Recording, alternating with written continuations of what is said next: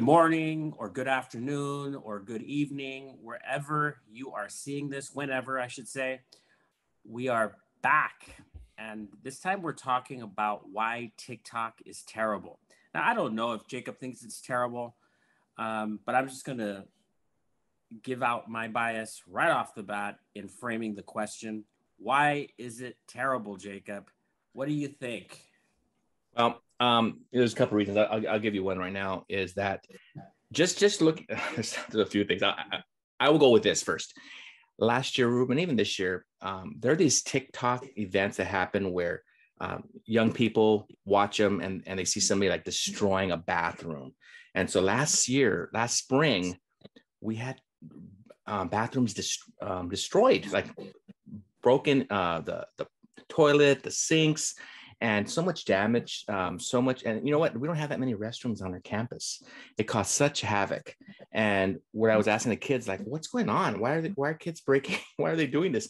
They're all, Mister, it's on TikTok, and it's people are doing that across the country. I go, really? So I looked into it. I go, sure enough, there's these things going on where they see something and they want to replicate it, and they do it, and they destroy their campus.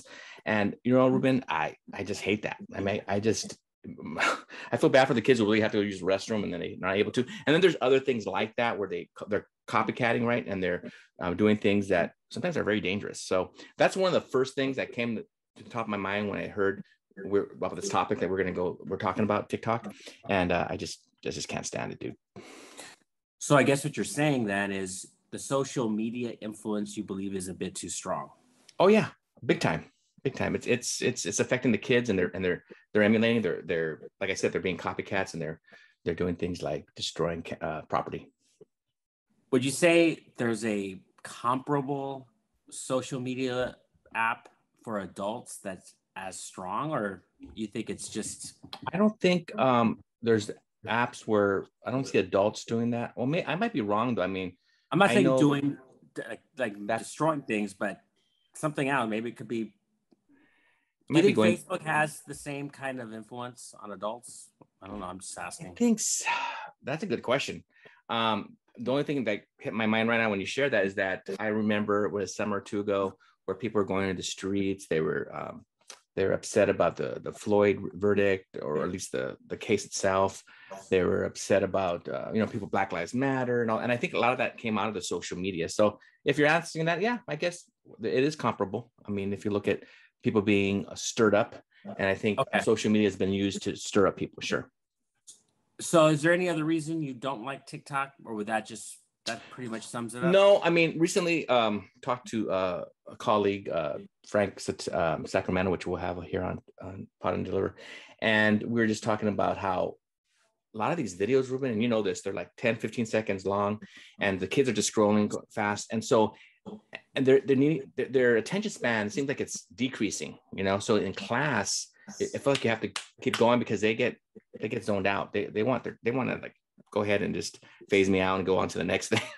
And so it makes me have to do a lot more activities, a lot more action, because a lot more entertaining, because the kids, they're so used to those fast little exchanges on TikTok, right? And pushing forward to the next video. So yeah, that's another thing that just really is concerning to me, that the kids' attention span seems to be shrinking with TikTok. Yeah, so that's another concern I have. Yes, that sounds terrible. I didn't think that TikTok in that I never framed it like that. And I think that's probably right. Because I think the first thing I think of when it comes to the diminishing attention span of our students, I think of the video games that they play. But sure. But you're right, with TikTok, I can see it. Well, how about yourself? Should I go, or do you? Okay, I'll talk about me now. I was thinking about how to frame this, and this is the best way, I guess. I'll frame it like this. I have some women in my life, so I'll just throw that out there. One of the first woman I want to mention is not somebody I'm dating. It's just a friend of mine who said that she doesn't like books, but there is a book that she loves. And I said, oh, I'm curious. There's one book that I wish every writer wrote like this, but it's a book. And she told me the title and the author. and the title is Verity by Colleen Hoover. And I thought, okay. Another day, I was talking to someone else, and she's a woman I've gone out with a few times, and I asked her what she was doing, and she said, "I'm reading." I said, "Oh, I love books, right? I'm curious, what she's reading." Nice. And she's never really mentioned books before. This woman, she doesn't really talk about books. She said, "I'm reading Ugly Love by Colleen Hoover." Very interesting. Colleen Hoover. In the span of a week or two, I heard that same name. Huh. Another woman tells me, I'm gonna hold off on There are a lot of one. women, Ruben, but I'm very proud of you. Keep going. I'm gonna hold off on the third one. Okay. Okay. Yeah. Another woman I went out with. But before I mention her, at school, there's a staff member I see reading a book titled "It Ends with Us." It ends with us. Who do you think the author is? The same woman that you've been mentioning, right? You don't remember the name? Talk about attention span being diminished. I want to say, is it Helen? So it's Colleen Hoover. Colleen Hoover, I was close. And then one of my students is reading a Colleen Hoover book, and then finished that one and started another one. So you see the pattern. Colleen Hoover. So here's the final straw. Mm-hmm. This other one, this other woman that I went out with, she said that, hey, by the way, she says, we're just talking about books. She's asking me about my favorite books and stuff. And it's very hard to answer that, But she says, oh, I just read a book the other day that is terrible writer, and I hated the book. And I said, and I actually forget the title. She gave me the title, but I forget it. But Nate, tell me the author. I'm going to say it's Colleen Hoover. Colleen Hoover. And I said to her, thank you. I agree. I think she's not a good writer. Why is everybody reading her? I asked her. And you know what she told me? I'm going to say that the word font is very large. No, I don't know why. What did she say? What's the subject of our video, Jacob? Oh, TikTok. And it all came together. And I immediately hated TikTok. Now, I think people can look at me and say, why are you bitter at TikTok? At least people are reading. I guess I don't see it like that. I prefer my student not reading a poor writer. And when I say writer, I have to read something from this because I feel like I just need to, because I just think it's a poor representation of even modern writing. Read something else. But wow, I haven't even heard of this author. Now you got me thinking. I'm going to read it too, Ruben. I think that the problem is similar to what you raised, and that is the social media influence is too strong. People want to be in a club, and people want to be in the Colleen Hoover Club because everybody's in the Colleen Hoover Club. And I by the way, I guess it's more of a female thing. I hate to be stereotyping here, but I don't see a lot of men reading Colleen Hoover.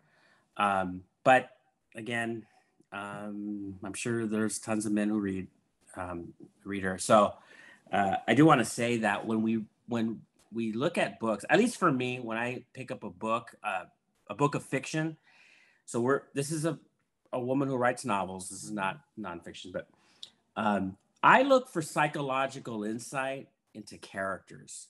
You want to read for wisdom, for insight. So we're looking at Somerset Maugham next week, and he is a master of insight. When you read his books, you think, man, I know these characters. Wow. You feel like you know them personally. Oh, yeah. And we think of Shakespeare as the pinnacle of all that.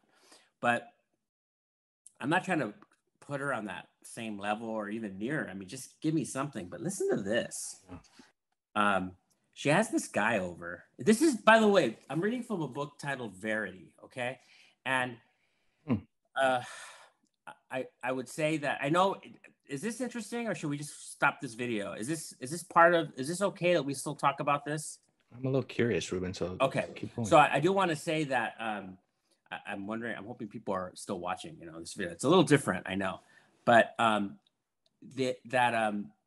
this is a thriller.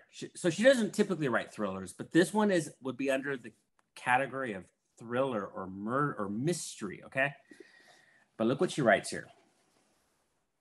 So she has this guy over, but now they're just friends, but they used to see each other. And this is what she says. Corey has already taken off his coat and is loosening his tie. This used to be our routine before my mother moved in. He'd show up. So her mother moved in because her mother got sick and was taking care of her mother. Okay. He'd show up and begin losing pieces of his clothing until we were, okay, I won't let, it's a family show. But it's not too risque. I just want to say that came to a complete halt when I found out through social media that he had been on a few dates with a girl named Rebecca. I didn't stop our sexual relationship out of jealousy. I stopped it out of respect for the girl who wasn't aware of it. That was big. Let me tell you why I hate that. It's like, of course you're jealous. You're a human being. I just hate that passage because one of the reasons, as I mentioned, we read is we want to learn about people. And I just became dumber there. That's not how human beings work. But this is how this book feels. And I've read another one of her books. It's the same thing.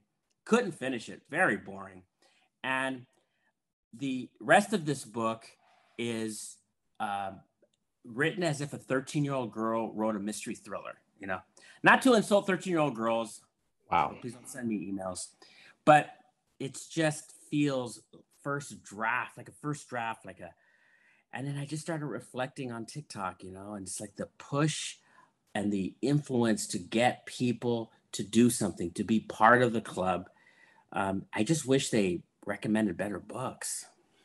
Wow. I had never even heard of her. And you know what? Yeah, I'm not going to read it now. Now that you gave your little... Now you can't unsee it. You're going to start seeing her everywhere. Yeah. She's big. She's a multi-millionaire now partly from TikTok, I'm telling you. I bet. Wow. You know, Ruben, go ahead. Yes. No, I was going to say that, you know, as you're sharing that, I think people, it's to me, you know, as I get older, and I'm sure if you feel the same way, but I just don't like to waste time anymore. I've done some things in my life where I regret because I wasted time in doing those things. And so reading a book like that, to me, I'll be honest with you, I feel like I'd be wasting time, but also being on TikTok, you know, these kids, not even kids, adults as well. They spend hours doing it. Yeah. It's addiction. It really is an addiction.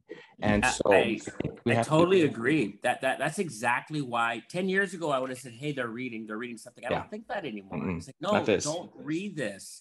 Mm-mm. Read Jane Austen. There are so many other great female authors. Oh man. And just authors in general who you can learn so much and are entertaining. Man, you're talking about murder mysteries. We did a whole video on this. There's so many great authors. Patricia Highsmith. Oh, man, she's great. By the way, and I'll end it on this note. I told that woman who said, I hate Colleen Hoover now, and I let her know about Ira Levin and Patricia Highsmith, which she had already heard of, and Strangers on a Train. So to wash her mind out. Other stuff. So right. We hate TikTok, but what do you guys think? Leave a message and we'll see you next time. Bye-bye.